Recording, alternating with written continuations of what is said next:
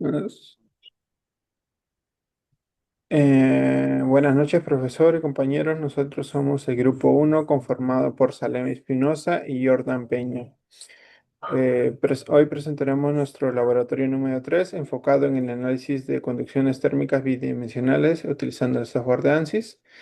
El objetivo de nuestro laboratorio es sostener, son tres cosas principales: realizar la simulación de transferencia de calor de una placa, caracterizar cómo se distribuye la temperatura dependiendo de los bordes y medir el calor de puntos estratégicos para validar nuestro análisis.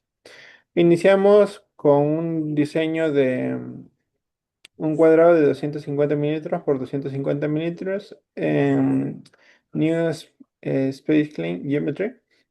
Como podemos observar en las imágenes, luego procedemos al ANSYS Mechanical, en donde realizamos un mallado de 10 milímetros, logrando una discretización uniforme.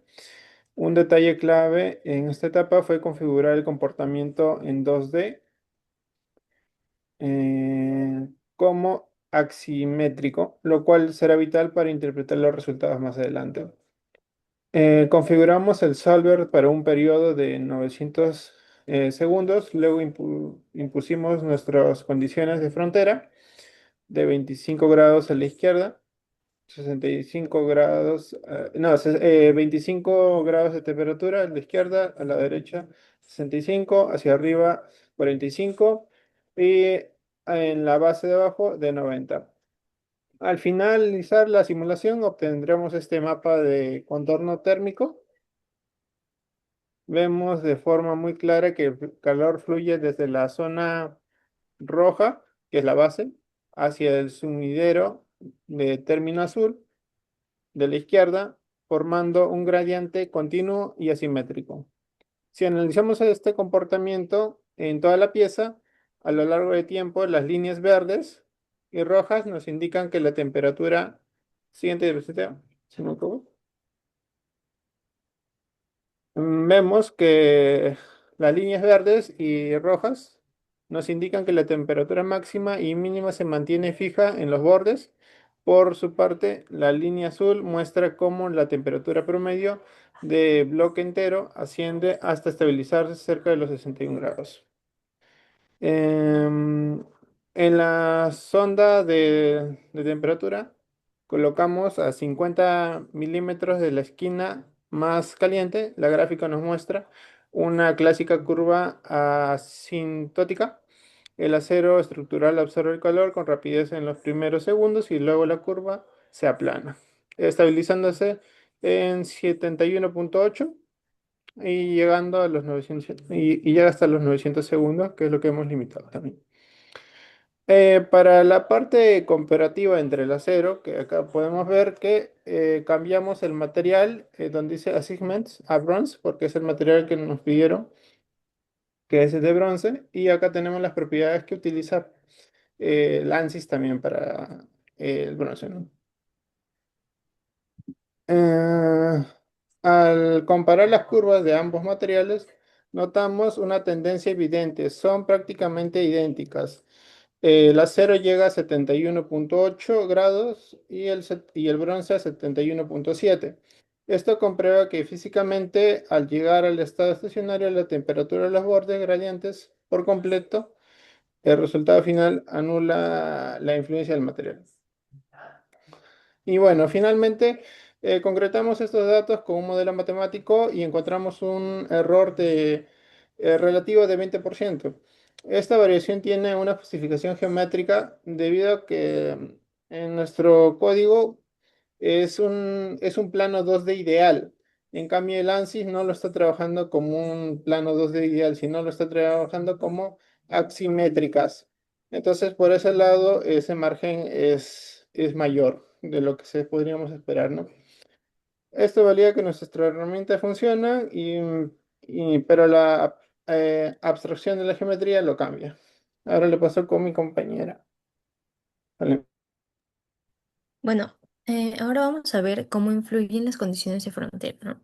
Tenemos el dominio del estado estacionario, que quiere decir que las condiciones de frontera ejercen una influencia directa y predominante sobre toda la distribución de temperaturas en la placa.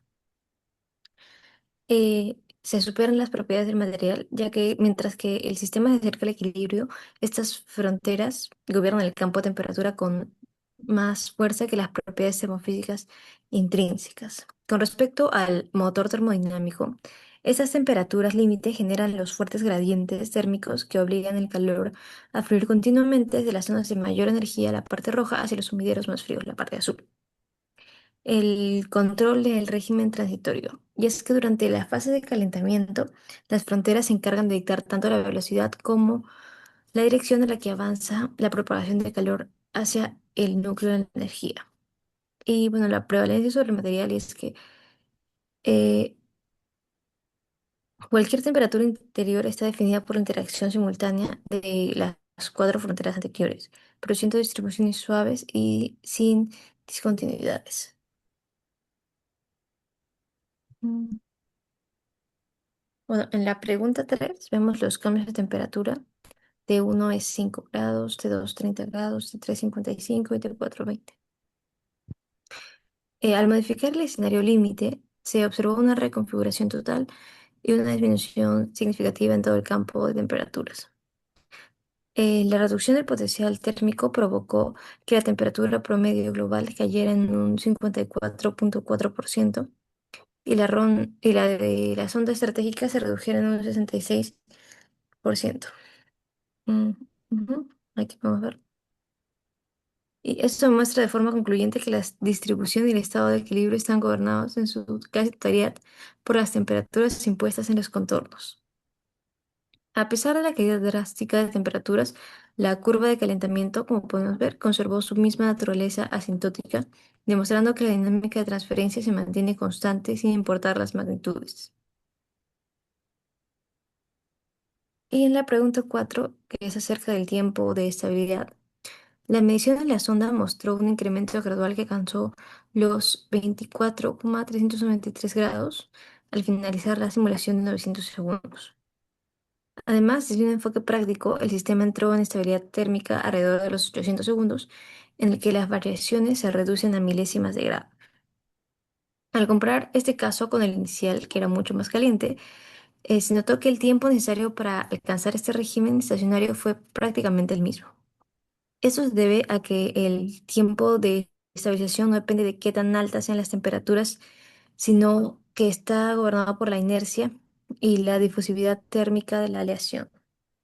Paso con mi compañero. Bueno, ahora con el punto 5 es la mejora de resultados mediante refinamiento de malla. Primeramente se redujo el tamaño de la malla de 10 milímetros a 5 milímetros para evaluar la convergencia de la solución. Los resultados obtenidos fueron prácticamente iguales, con las diferencias menores al 1%. La temperatura en la sonda presentó una variación del 0,66% y la temperatura promedio de 0,44%. Y es punto acá con que la malla original de 10 milímetros ya proporcionaba resultados precisos y eficientes, por lo que no era necesario un refinamiento mayor. Pasamos al siguiente punto, por favor.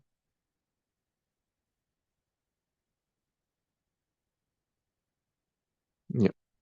A ver, el análisis de geometría de 45 centímetros por 20 centímetros. No, al cambiar la placa a una geometría rectangular, como se ve en la imagen, se modificó la distribución de temperatura.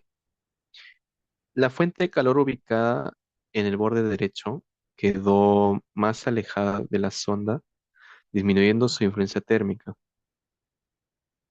La temperatura promedio de la placa descendió hasta aproximadamente 19 centígrados, perdón, mientras que la temperatura de la sonda lleva 18,38 grados Celsius. Ajá. Esto demuestra que la geometría influye significativamente en la propagación del calor y en los gradientes térmicos del sistema. Y ahora vamos con las conclusiones. Última diapositiva. Ok. El- con las conclusiones, las propiedades termofísicas versus acero rigen la inercia transistoria, pero en estado estacionario, la temperatura depende puramente de la geometría y fronteras. Y eso viene de la ecuación de Laplace. En acá se comprobó que las propiedades del material afectan la velocidad de transferencia de calor durante el proceso transitorio.